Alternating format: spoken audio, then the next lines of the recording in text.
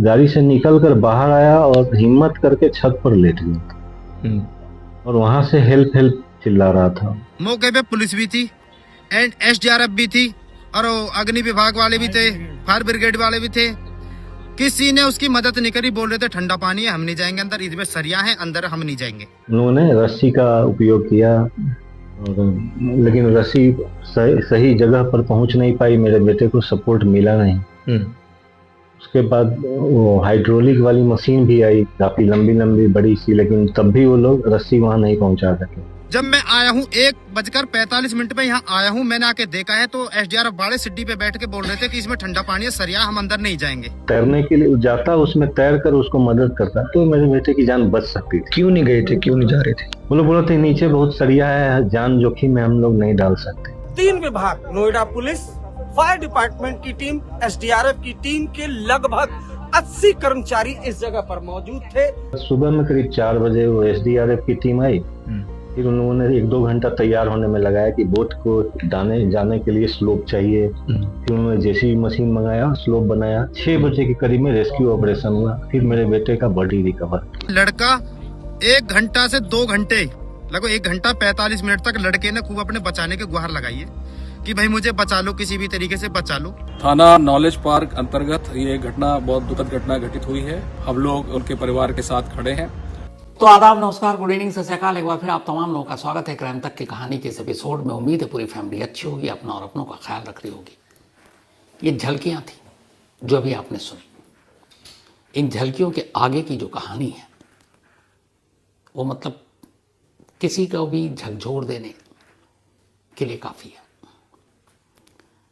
Last Saturday यानी कि 17 जनवरी, उस दिन दिल्ली में काफ़ी घना कोहरा था, गुरुग्राम में भी कोहरा था। रात के करीब 12:10 हुए थे। अचानक नोएडा सेक्टर 150 के टाटा यूरेका अपार्टमेंट में रहने वाले स्टेट बैंक ऑफ इंडिया के डायरेक्टर पद से रिटायर हुए राजकुमार मेहता के मोबाइल पर एक कॉल आता है। नंबर सेव था। यह कॉल राजकुमार के बेटे युवराज मेहता का था। 27 साल के युवराज मेहता गुरुग्राम की एक एमएनसी यानी मल्टीनेशनल कंपनी में काम करते थे और कंपनी थी डन हुम्बी, जो कि सॉफ्टवेयर बनाती है, और युवराज एक सॉफ्टवेयर इंजीनियर। जैसे ही कॉल आया, रात यही आने का लगभग वक्त होता है युवराज का काम से घर लौटने का, तब तक राजकुमार साहब को यह एहसास नहीं था कि ये कॉल अपने साथ क्या मैसेज लेकर आ रहा है। फोन उठाया, दूसरी तरफ से उनके बेटे की लरसती हुई आवाज आई। बेटा अपने पिता से कह रहा है कि पापा, मैं यहां एक गहरे गड्ढे में फंसा हूं, पानी है, मेरी कार उस पानी के अंदर है और अब धीरे धीरे कार पानी के नीचे जा रही हूं। आसपास कुछ दिखाई नहीं दे रहा कोहरे की वजह से, प्लीज मुझे बचा लीजिए, मैं मरना नहीं चाहता हूं। यह सुनते ही बदहवास बाप पूछता है, बेटे तुम कहां हो? वो बताता है कि मैं सेक्टर 150 के जो यूटर्न का मोड़ है, उसी मोड़ के पास एक नाला है और उस नाले के बराबर में एक गहरा गड्ढा, जो एक मॉल जहां बनना था, लेकिन उस मॉल का कंस्ट्रक्शन हुआ नहीं कई सालों से, और वो ज़मीन खाली, और उसी ज़मीन में पानी भर गया करीब 7-8 फीट गहरा। पापा ने कहा, घबराओ मत, मैं पहुंच रहा हूं। बदहवास वो घर से निकलते हैं और पहुंच जाते हैं उस बताए हुए पते पर। वहां आवाज़ देते हैं, ढूंढते हैं, पर दूसरी तरफ से उनका बेटा नहीं मिलता। फिर वो फ़ोन करते हैं, कहाँ? वो बताता है कि पापा मैं यहाँ। उन्होंने कहा मैं भी गई हूँ। तो वो कहता नहीं, आप जो लोकेशन बता रहे हैं मैं उसकी दूसरी तरफ हूँ, आप दूसरे नाले पर पहुँच गए। पिता घबराए हुए फिर वापस भागते हैं और उसकी बताए हुए जगह पर पहुँचते हैं। फ़ोन अब भी ऑन है, बाप बेटे लगातार बात कर रहे हैं। इससे पहले जब पिता फ़ोन सुनकर घर से निकले, तब उन्होंने लगे हाथ 112 नंबर पर कॉल किया पुलिस को और कहा, ऐसे ऐसे मेरा बेटा एक गड्ढे में गिर गया है, कोहरे की वजह से रास्ता दिखाई नहीं दिया और वो पानी में है और ख़तरे में, उसकी जान बचा लीजिए। पुलिस ने फौरन रिपोर्ट किया, कहा ठीक है, हमारी टीम निकल रही है। अब पिता मौके पर पहुंच चुके हैं, लेकिन पुलिस का नामो निशान नहीं। पिता लगातार फ़ोन पर है अपने बेटे के साथ। बेटा कह रहा है, पापा अब धीरे धीरे गाड़ी पानी के अंदर जा रही हूँ, शायद ये दलदल है, मुझे बचा लीजिए। पापा कहते हैं, परेशान मत हो, पुलिस को फ़ोन कर दिया, वो लोग आ रहे हैं तुम्हें बचाने के लिए। अब कोहरा ऐसा कि कुछ दिखाई नहीं दे रहा है, तो पापा कहते हैं कि बेटा तुम दिखाई नहीं दे रहे हो, कहाँ हो? कहता मैं यही हूँ आपके सामने, पर क्या कि कुछ नज़र नहीं आ रहा है। तब बेटे ने अपने मोबाइल की लाइट जलाई और लाइट जलाकर कहता है कि पापा देखो मैं इस तरफ। जब लाइट जली एक रोशनी दिखी तो पापा को दिखाई दिया अंधेरे में कोई रोशनी आ रही है, बेटा अब भी दिखाई नहीं दे रहा। फिर बेटा कहता है कि अब पानी कार के अंदर भरना शुरू हो गया, मैं किसी तरीके से कार की सीट से निकलकर कार की छत पर आ गया हूं। नीचे दलदल भी है, पानी भी है। धीरे धीरे कार नीचे की तरफ, बेटा कार की छत पर। कहता पापा मुझे बचा लो, मैं मरना नहीं चाहता हूं। करीब रात के 12:10 पर बेटे ने कॉल किया था। अगले 15 मिनट के अंदर अंदर पिता उस जगह पर थे। पुलिस को फोन किया जा चुका था, लेकिन पुलिस आती है करीब 25 मिनट के बाद। पुलिस मौके पर आती है, पिता अब हाथ जोड़ा, मेरे बेटे को बचा लो, सामने है। पुलिस कहती है दिखाई नहीं दे रहा। उन्होंने कहा वो रोशनी जो दिखाई दे रही वही है। पुलिस वाले झांकते हैं, देखते हैं, कहते हैं इधर तो गहरा पानी है, ठंड है, कड़कड़ाती सर्दी है, इस पानी में कैसे उतरे? और हमारे पास ऐसे बचाने का कोई तरीका ही नहीं है। पिता हाथ जोड़ते हैं। पुलिस वाले कहते हैं रुकिए मैं कुछ करता हूं। पुलिस वाले फायर ब्रिगेड को फ़ोन करते हैं। फिर उन्हें लगता है कि पता नहीं फायर ब्रिगेड से भी हो पाएगा कि नहीं। तब एसडीआरएफ को फ़ोन किया जाता है, जो ऐसे बचाव कार्य में महारत हासिल रखती है। इन दोनों को किया, इधर पुलिस वाले खड़े हुए हैं। बेटा लगातार फ़ोन पर पापा से गुहार लगा रहा है। वक्त बीत रहा है। तभी वहां से एक डिलीवरी बॉय गुजर रहा था। उसने देखा यहां पे पुलिस है, पिता चीख रहे हैं, रो रहे हैं। और फिर उसने सुना कि पुलिस वाले से वो कह रहे हैं कि मेरे बेटे को बचाओ, और पुलिस वाले कह रहे हैं कि हम इस ठंडे पानी में उतर नहीं पाएंगे। बेटे तक पहुंचना तो दूर की बात है। पता नहीं क्या हुआ, उस डिलीवरी बॉय को लगा कि ये क्या हो रहा है। सामने पूरी पुलिस वाले खड़े हैं, पर बचाने के लिए कोई आगे नहीं जा रहा। तब तक कुछ 2-4 राहगीर जो थे वो भी पहुंच चुके थे अपनी कार रोकी साइड में। हालांकि कोहरा भी बहुत घना, लेकिन सब जानते हुए भी कोई मदद के लिए आगे 2 हाथ नहीं बढ़ रहा। उस डिलीवरी बॉय को बड़ा अजीब लगा। उसका नाम मुनिंदर था, है बल्कि। उसने भी कहा कि अरे बचाओ। पुलिस वालों ने कहा भैया हम कैसे जाएं, पानी ठंडा है। तब तक फायर ब्रिगेड वाले आ गए। फायर ब्रिगेड वाले भी वहां पहुंचकर उसके बाद कह रहे हैं कि हम कैसे जाएं, कैसे बचाएं, हमें पता नहीं। मुनिंदर को लगा ये क्या तमाशा, एक शख्स सबकी नजरों के सामने धीरे धीरे मौत की तरफ बढ़ रहा और कोई मदद के लिए आगे नहीं आ रहा। उस डिलीवरी बॉय ने कहा कोई बात नहीं, मैं उतरूंगा। उसी ठंडे पानी में जिसमें उतरने से नोएडा पुलिस, फायर ब्रिगेड के लोग और तब तक एसडीआरएफ की टीम भी आ गई थी। कोई आगे नहीं बढ़ रहा। मुनिंदर पानी में कूद पड़ा, रात के अंधेरे में, घने कोहरे में। इसके बाद वो पानी में तैरता रहा। वो अच्छा तैराक भी था, लेकिन उसे कहीं युवराज दिखाई नहीं दिया, न उसकी कार। तब तक उसके मोबाइल की जो लाइट जल रही थी वो भी बंद हो चुका था। 20-25 मिनट तक, या लगभग आधे घंटे तक मुनिंदर उस रात, जब तापमान 3-4 डिग्री भी नहीं, उस ठंडे पानी में तैरता रहा, एक ऐसे शख्स को बचाने के लिए जिसे वो जानता तक नहीं। और दूसरी तरफ वो पुलिस, वो फायर ब्रिगेड, वो एसडीआरएफ की टीम वहीं पर है, जिनका काम ही है, फर्ज है, जिम्मेदारी है लोगों को बचाना। वो किनारे बैठे हुए तमाशबीन की तरह तमाशा देख रहे हैं। आधे घंटे की मेहनत के बाद मुनिंदर को लगा कि अब वो और ज़्यादा पानी में नहीं रह सकता, जम जाएगा। वो वापस किनारे पर आता है। कहता मैंने पूरी कोशिश की, पर मुझे वो लड़का दिखाई नहीं दिया, ना उसकी कार।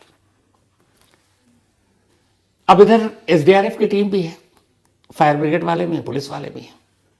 ये 3 अलग अलग एजेंसियों के करीब 80 जवान अफसर धीरे धीरे करके वहां इकट्ठा हो गए। रात के करीब 1:45 हुए, 1:45, मतलब युवराज को उस पानी में, उस कार से गिरते हुए उस गड्ढे में 1.25 घंटे हो चुके थे, लगभग 85 मिनट। मोबाइल कट जाता है। जिस फोन से बाप और बेटे बात कर रहे थे वो संपर्क टूट जाता है। मोबाइल की लाइट बंद। पिता अब आवाज दे रहे हैं बिना फोन के कि युवराज तुम कहाँ हो, ठीक हो? दूसरी तरफ से कोई आवाज नहीं आ रही। धीरे धीरे वक्त बीतता है। 4 बजे के आसपास एसडीआरएफ की टीम अपनी अब तैयारी शुरू करती है। आने के बाद भी टाइम लिया।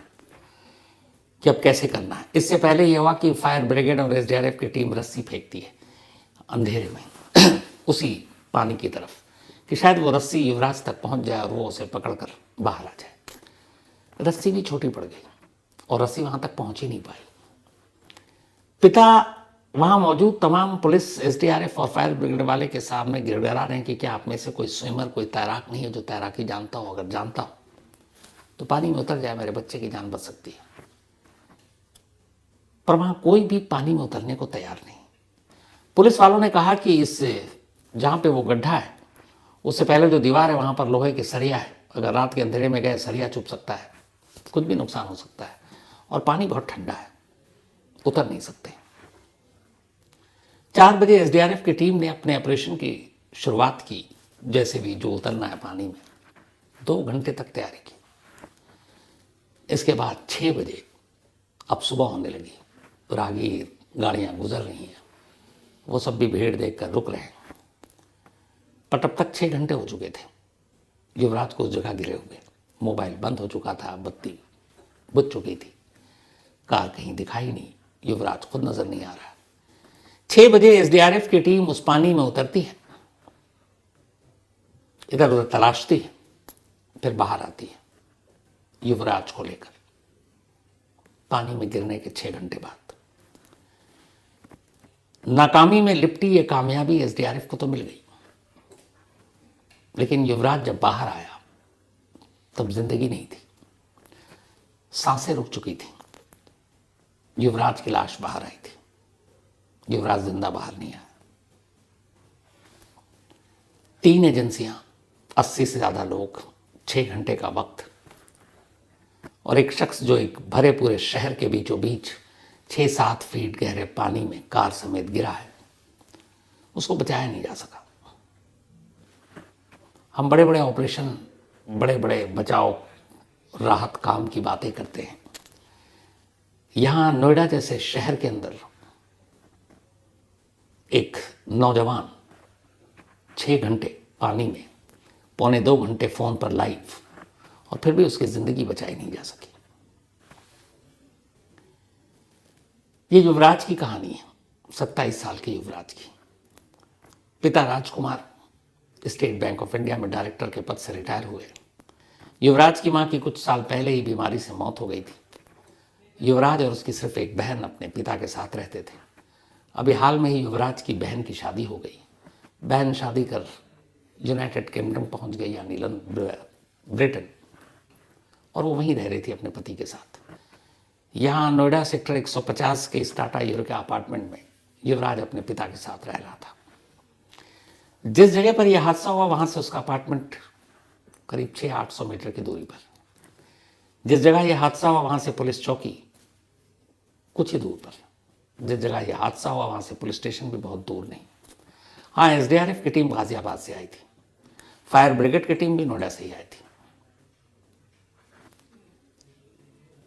हुआ यह था कि 17 जनवरी यानी सैटरडे को युवराज रोजाना की तरह गुरुग्राम अपनी कंपनी में गया था नौकरी करने के लिए।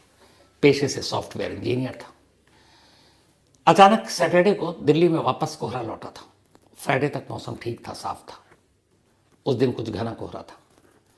सेक्टर 150 अपने घर से महज कुछ 100 मीटर की दूरी पर एक सेक्टर 150 पे एक यू टर्न है। वहां तक युवराज ठीक पहुंचा। युवराज के फादर के हिसाब से उसने हमेशा कानून का पालन किया, कभी उसने गाड़ी तेज नहीं भगाई। वहां तक ठीक पहुंचा। अब जहां पर यू टर्न लेना था उसके बाद सामने एक बहुत नीची सी दीवार है। उस दीवार के पीछे नाला है और नाले के बाद वो जो खुली सी जगह है जहां पानी जमा हुआ है। वो पूरा फील्ड जो है वो असल में किसी मॉल को बनाने के लिए लिया गया। मॉल का कंस्ट्रक्शन रुक गया, लेकिन अथॉरिटी ने ना वहां पे दीवार खड़ी की, ना उस पानी को निकालने की कोशिश की, और जहां से यू टर्न है वहां आगे ना कोई बैरिकेडिंग, कुछ नहीं लगाया। अब आप ऐसे समझिए कि एक शख्स सामने से चला आ रहा है, यहां से उसे यू टर्न लेना है, और अगर यू टर्न नहीं लेता और यहां से सिर्फ वो 5 से 10 मीटर आगे जाता है तो सामने नाले में गिरेगा। और दीवार घुटने से भी नीचे तक की है, मतलब बचाव का कोई मतलब नहीं। तो जहां यू टर्न है कायदे से वहां पर, और सामने खासतौर पर खाई है एक तरह से, तो वहाँ बैरिकेडिंग होती है, वहाँ सेफ्टी के और भी मेजरमेंट होते हैं, और ये काम नोएडा अथॉरिटी के अंडर आता है। तो जब युवराज वहाँ पहुँचा तो यूटर्न, कोहरे की वजह से यूटर्न दिखाई ही नहीं दिया, न दाएं न बाएं न सामने। उसे लगा ये सड़क अभी भी सीधे जा रही है, तो यूटर्न लेने की बजाय वो सीधे चला गया, सिर्फ 5 से 10 मीटर, और सीधे गया तो गाड़ी सीधे खाई। मतलब अगर आप 20 की स्पीड में भी गाड़ी चला रहे हैं कोहरे में, तो भी आपको खाई में वहाँ पे या उस गड्ढे में गिरना तय है, क्योंकि सामने आपको रोकने के लिए कोई ब्लॉकेज नहीं है, कोई भी न बैरिकेडिंग है, न दीवार इतनी ऊंची है कि आपकी कार टकरा कर वहीं रुक जाएगी। ये काम नोएडा अथॉरिटी का था, ये काम ट्रैफिक पुलिस का था कि अगर यूटर्न है तो आपको वहाँ पर सेफ्टी मेजरमेंट लेना होगा। तो जब युवराज आया, अपनी गाड़ी ले गया, कोहरे की वजह से दिखाई नहीं दिया, यूटर्न उसे लगा आगे है, और वो सामने उस गड्ढे में जा गिरा। 27 साल की एक जवान मौत। अब इस पे तमाम बातें हुई। पुलिस वाले कह रहे हैं हम परिवार के साथ खड़े हैं। एक डीसीपी हैं वहाँ के, राजीव मिश्रा, शुरू में आपने उनको सुना होगा। आखिर वो कह रहे हैं बहुत दुखद घटना हुई और पूरी हम सारे पुलिस वाले उनके परिवार के साथ खड़े हैं। सच में ये परिवार के साथ खड़े थे डीसीपी, लेकिन ये और इनकी पूरी पुलिस टीम सिर्फ खड़ी थी, किया कुछ नहीं। पल पल मौत के मुंह में जाते एक शख्स को बचाने के लिए नोएडा जैसे शहर में किसी दूर दराज, किसी पिछड़े इलाके में ऐसा इंसिडेंट हो तो बात समझ में आती है। किसी शख्स को बचाने के लिए क्या 85 मिनट काफ़ी नहीं, 85 मिनट्स, पौने 2 घंटे तक, बल्कि 85 मिनट से भी ज़्यादा। वो शख्स जिंदा था, खुद लड़कर कार की छत तक पहुंचा, पिता को फ़ोन कर रहा है, पिता से मदद मांग रहा, पिता पुलिस से मदद मांग रही है, पुलिस फायर ब्रिगेड और एसडीआरएफ की टीम से मदद मांग रही है। और इन सबको आईना दिखाया एक डिलीवरी बॉय ने।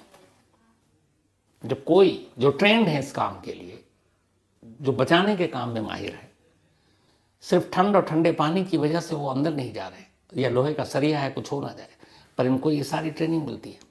और एक वो शख्स जिसका कोई दूर दूर तक लेना देना नहीं, ना वो इस परिवार से है, ना जानता है, ना उसने कभी ट्रेनिंग ली है, ना उसे बाकी चीज़ पता है, सिर्फ इंसानियत के नाम पर जब उसे देखा कि हाँ सब बैठकर सिर्फ तमाशा देख रहे हैं, वो पानी में कूदता है।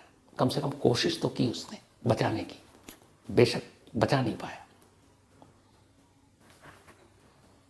ऐसे हादसे पर और ऐसी मौत पर बहुत अफसोस होता है। मैं चाहता हूं आप लोग बताएं कि ये मौत सिर्फ युवराज की हुई है, और क्या ये युवराज की मौत युवराज की ही मौत है, या फिर ये सिस्टम की मौत है, उस सिस्टम की जो दावे तो बहुत करता है। लेकिन अगर नोएडा जैसे शहर में किसी को बचाने के लिए इतना वक्त भी काफ़ी नहीं है, तो फिर कैसा सिस्टम। और अब जब युवराज की मौत को लेकर लोगों में गुस्सा है, सोसाइटी के लोग जस्टिस फॉर युवराज की मांग को लेकर मुहिम चलाने लगे, मीडिया में खबरें आ गई, तो ये कि चलो इनके गुस्से को शांत करते हैं, कुछ एक्शन लेते हैं। तो देर शाम खबर आई कि नोएडा के जो अथॉरिटी के सीईओ हैं उनको हटा दिया गया। स्पेशल इन्वेस्टिगेटिव टीम जांच करेगी युवराज की मौत की। अब इसमें जांच क्या करना, सारी सच्चाई तो सामने है। एक शख्स लाइव अपने फादर के साथ है, मोबाइल के जरिए डूब रहा है, कोई बचा नहीं रहा है, कोई पानी में उतर नहीं रहा है। जांच का मतलब हमारे देश में ये होता है, लोगों को भटकाना, गुमराह करना, और जब तक रिपोर्ट आएगी हम आप सब भूल चुके होंगे, युवराज को भी भूल जाएंगे, फिर किसी दूसरे युवराज के साथ ऐसा हादसा होगा, फिर तब बात कर लेंगे, फिर भूल जाएंगे। लेकिन सोचेगा जरूर कि युवराज की मौत क्या सिर्फ युवराज की मौत है। अफसोसनाक कहानी में इतना ही। अब आपसे मुलाकात होगी कल रात 9 बजे, तब तक अपना और अपनों का ख्याल रखिएगा। Thank you very much.